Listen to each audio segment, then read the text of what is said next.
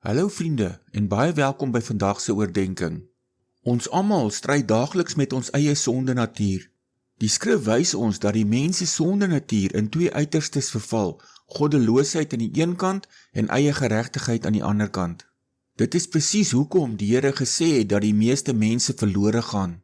Ons wil dikwels nie God bloot op sy woord neem nie. Ons probeer eerder ons eie redding verdien. En dit is presies hoekom die boodskap van God se vrye genade so ongewild is. Ons sonde natuur wil die evangelie of heeltemal verwerp of dit self probeer vervang met 'n werke evangelie. Ons wil inherent ons eie pogings by slegs geloof in die evangelie byvoeg, net om seker te maak dat ons werklik gered is. Dit demonstreer net dat ons nie werklik God se belofte glo nie. In plaas daarvan om bloot te rus in Christus se voltooide werk aan die kruis en sy beloftes, wil ons dinge self beheer. Maar hierdie glo en doen evangelie is eintlik 'n verwerping van die kruis. Dit is niks anders as 'n poging om ons eie geregtigheid voor God te bou nie, en is niks anders as 'n verwerping van die ware evangelie van God se genade nie.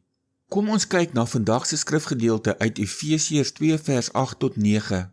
Julle is immers uit genade gered deur die geloof alleen. En dit kom nie uit julleself nie, dit is 'n gawe van God. Dit kom nie deur julle eie prestasies nie, sodat niemand daarop kan roem nie.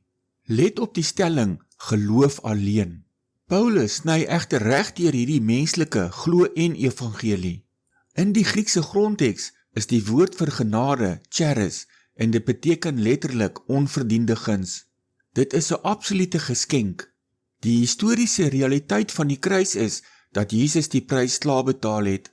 Jy kan niks byvoeg nie en jy hoef niks te doen behalwe om dit in geloof te aanvaar nie. Enige poging om jou eie goeie werke of selfs 'n belydenis met die mond as 'n voorwaarde vir redding te gebruik, sê eintlik een ding, dit verklaar dat Jesus gelieg het. Want dan ontken jy sy eie belofte dat elkeen wat aan hom glo, nooit verlore sal gaan en nooit in die oordeel sal kan kom nie. Hier is 'n skriftuurlike feit om onsself aan te herinner. Redding is 'n gawe wat jy ontvang, nie 'n loon wat jy verdien nie. Die skrif wys reg deur die geskiedenis dat die mens homself nie kan red nie. Die wet was juist daar om vir ons te wys hoe ver ons tekortskiet. Geloof is bloot die hand wat die geskenk van die ewige lewe by God aanvaar.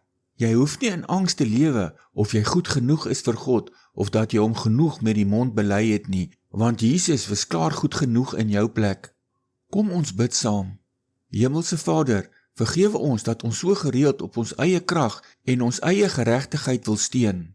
Dankie vir die bevrydende boodskap van u vrye genade.